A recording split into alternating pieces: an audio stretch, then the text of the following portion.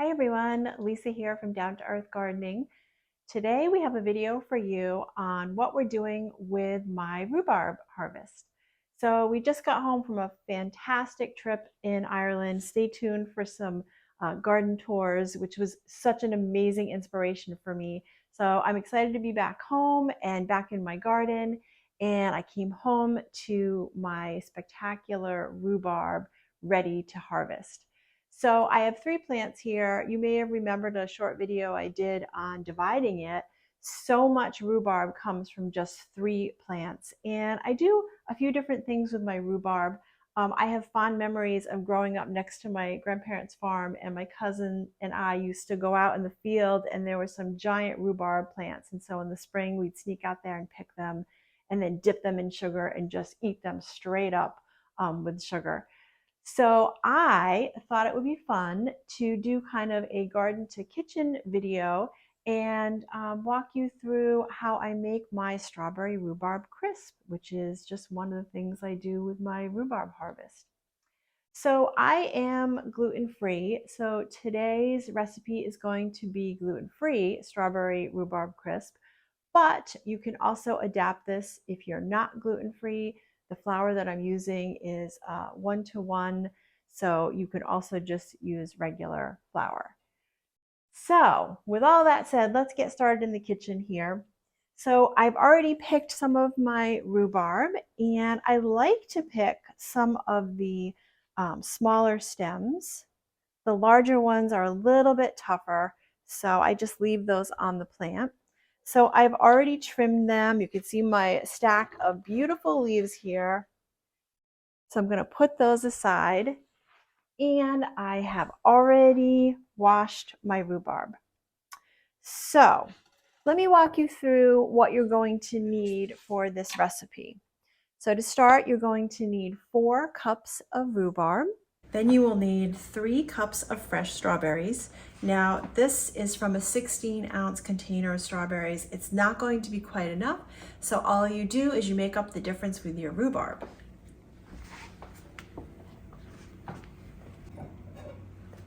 So I'm using a 9x13 glass pan here for our strawberry rhubarb crisp. And I have my oven preheating to 375 degrees.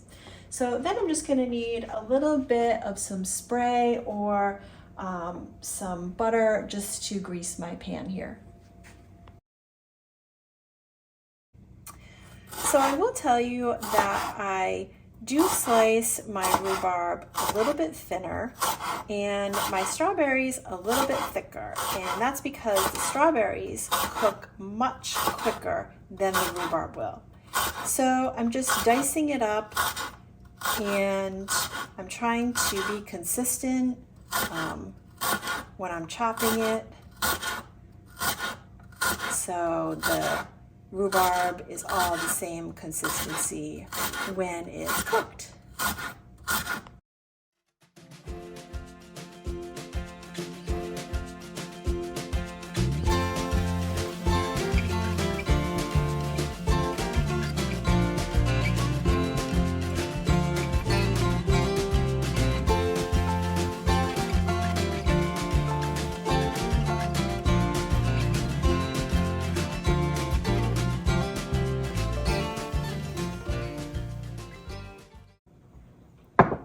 That was my lemon zest there.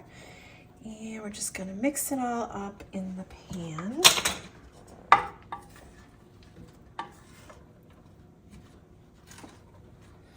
It smells so good.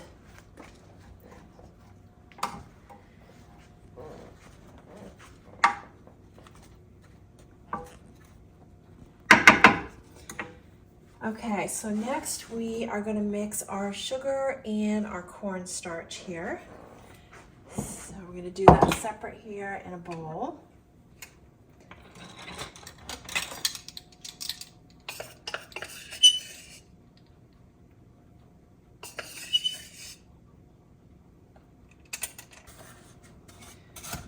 So we're combining the sugar and the cornstarch.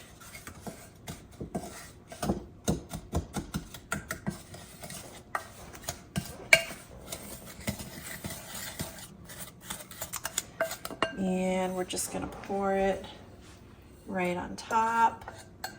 And then we're just gonna combine it.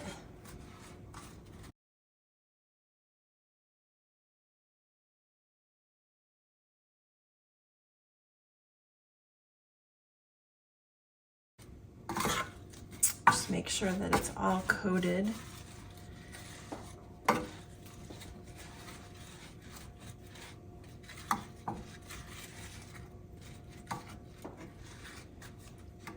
Now we're going to make the crumb topping, and you can get out your food processor. I have my Ninja blender here that I'm going to use. So I've got my half a cup of butter, so just one stick, and if you have it at room temperature, that's great.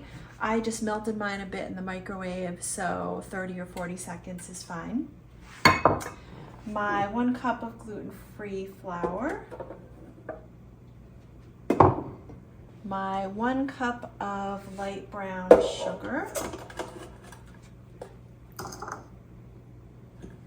my 3/4 cup of my gluten-free oatmeal, and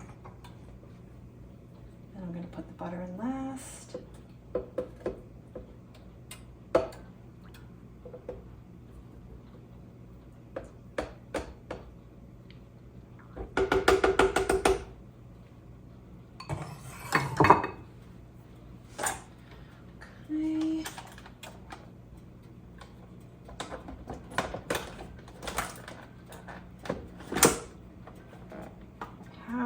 And I'm just going to do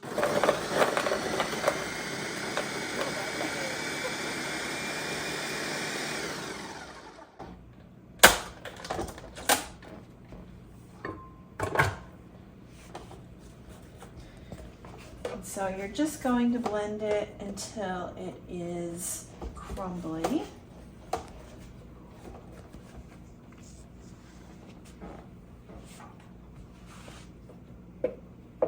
I like the topping so much, I've been known to double this recipe just so we have some extra topping on our rhubarb strawberry crisp.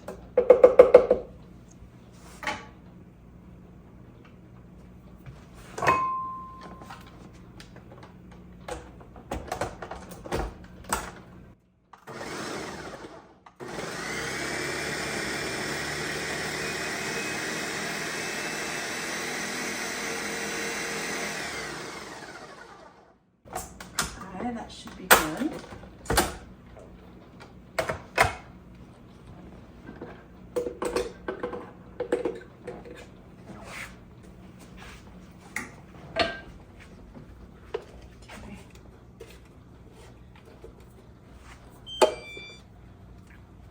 Okay, ready?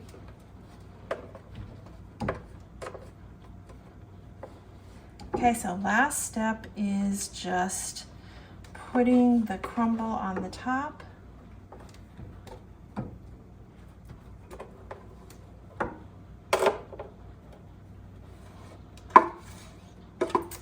And we're going to make sure we get every last bit of it.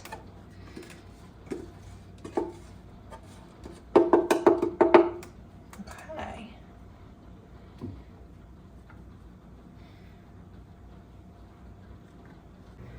Okay, so here we have it. It's ready to pop in the oven. So I've got my oven preheated to 375, and I'm going to bake this for 45 to 50 minutes until the top is crisp or lightly browned. I'm pretty sure we're eating backwards tonight. Dessert first, dinner last. But anyway, strawberry rhubarb crisp is ready, so have a look.